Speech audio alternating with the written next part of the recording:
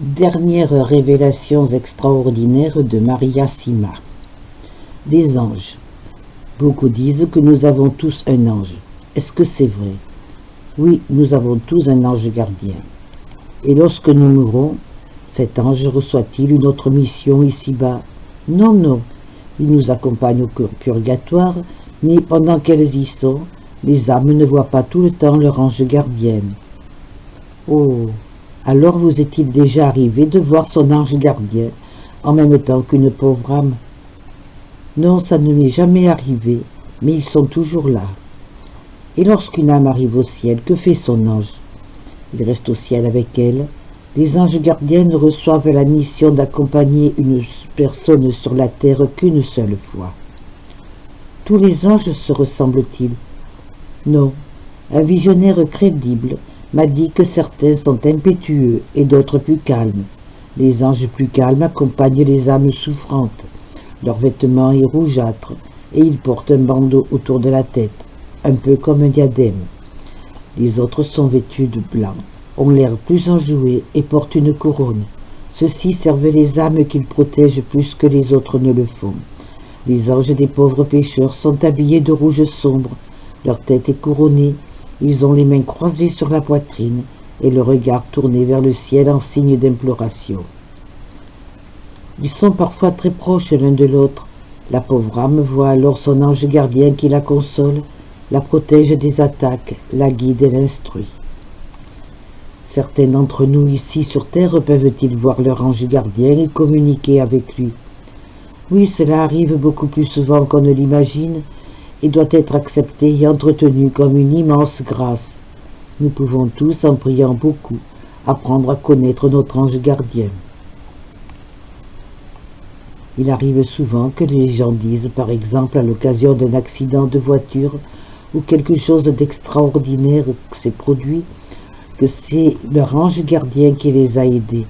Se pourrait-il que ce soit plutôt une pauvre âme? Et comment faire la différence? Oui, cela pourrait être une pauvre âme, mais il y a une façon très simple de le savoir. Si c'était une pauvre âme, elle aurait au même moment et d'une manière ou d'une autre demandé de prier ou de faire quelque chose pour elle. Avec les âmes, la communication est toujours réciproque, pas pour les anges. L'ange n'a pas besoin de notre aide alors que Dieu permet aux pauvres âmes de se montrer lorsqu'elles peuvent demander notre aide sur le chemin du ciel. Sans cela, il y a de bonnes chances pour que ce soit un ange. Alors si quelqu'un ne prie pas pour les pauvres âmes, il y a de fortes chances que ce soit un ange. Par conséquent, tous ceux qui voudraient bénéficier d'une protection supplémentaire devraient certainement prier pour leurs parents défunts. Oui, oui, et si on le fait, on peut être certain de leur réponse car ils ont un très grand désir d'être au ciel avec Jésus. Une pauvre âme m'a dit que si quelqu'un faisait une courte prière aux pauvres âmes et à son ange gardien, en utilisant régulièrement de l'eau bénite avant de conduire sa voiture, 80% de tous les accidents de voiture seraient évités. 80%. Il y aurait de quoi mettre en faillite bien des compagnies d'assurance et faire baisser partout le coût des soins médicaux, et le même pourcentage de tous les autres accidents également causés par le mal. Est-ce que les anges nous protègent plus lorsque nous le leur demandons que lorsque nous ne le faisons pas? Oui, absolument. Seuls, sans demander leur aide, nous ne pouvons faire face aux assauts que nous ne voyons pas. Nous devons faire appel à eux et ne tenir aucun compte des enseignements qui laissent entendre ou déclarent ouvertement que les anges n'existent pas. On est même allé jusque-là dans l'Église moderne.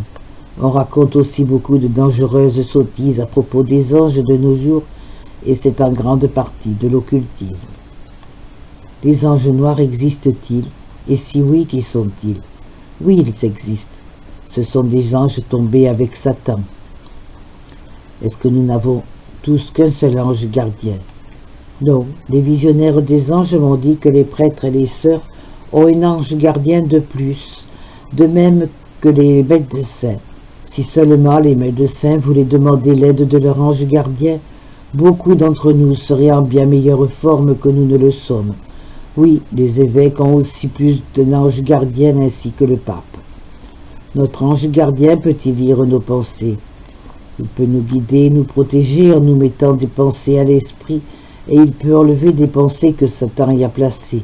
Les gens devraient demander la protection de leur ange gardien bien plus souvent qu'ils ne le font, et ils devraient approfondir leur sensibilité à son égard. Quel est l'ange le plus important pour nous et les pauvres âmes? Saint Michel Archange, il est le plus puissant contre tout le mal, et nous devrions souvent lui demander sa protection, non seulement pour nous, mais pour les pauvres âmes. Nous devrions chaque jour lui demander de nous protéger, nous et tous les membres de notre famille, vivants et morts. Il nous serait tellement reconnaissant. Il s'agit dans votre cas d'une révélation privée à travers les pauvres âmes, n'est-ce pas? Oui. Existe-t-il aussi des cas de révélation privée à travers les anges? Oui, certainement, et le plus connu aujourd'hui est celui d'une expérience établie autour des expériences d'une Autrichienne du nom de Mère Bitterlich. La communauté s'appelle Opus Angelorum, ou œuvre des anges, et j'en suis membre. Mais tout comme Medjugorje, elle est vivement attaquée par certains milieux. Les accusations d'abus et de contrôle mental sont aussi révoltantes que les affirmations selon lesquelles un prêtre de Medjugorje écrirait lui-même les messages et aurait payé le Vatican pour se montrer favorable aux apparitions. Et comme d'habitude, les personnes qui ont passé le moins de temps à prier, enquêter et discerner sur place sont celles qui en parlent le plus négativement. La dernière insulte concerne l'Opus Angelorum a été de les obliger à recevoir la communion dans la main. Puisse le Seigneur accorder sa sagesse à ceux qui imposent de telles choses. Mais Notre-Dame mettra bientôt de l'ordre dans tout cela.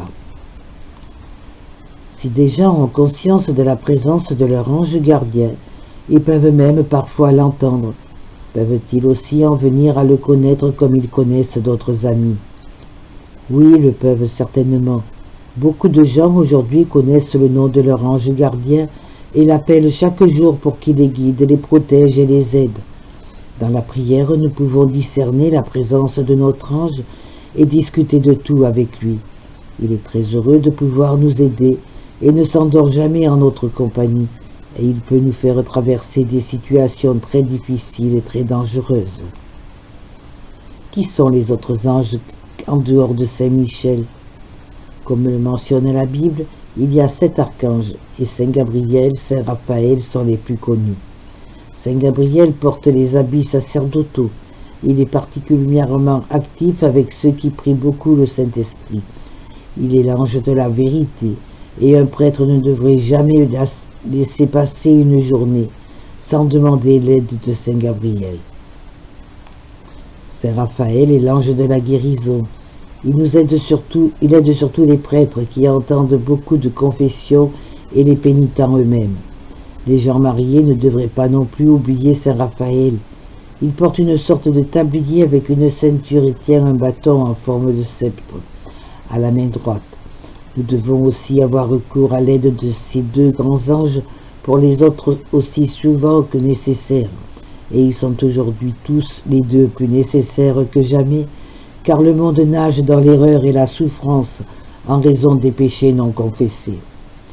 Il y a ensuite les 9 cœurs des anges qui forment 3 hiérarchies, les séraphins, les chérubins et les trônes, les dominations, les vertus, les puissances et les principautés, les archanges et les anges. Jamais nous ne devrions négliger de demander leur intercession.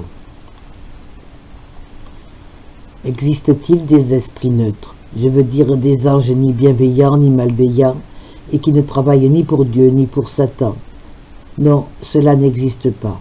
Ou bien ils sont restés avec Dieu et le font pour le bien pour lui, ou ils sont tombés avec Satan et font le mal avec lui.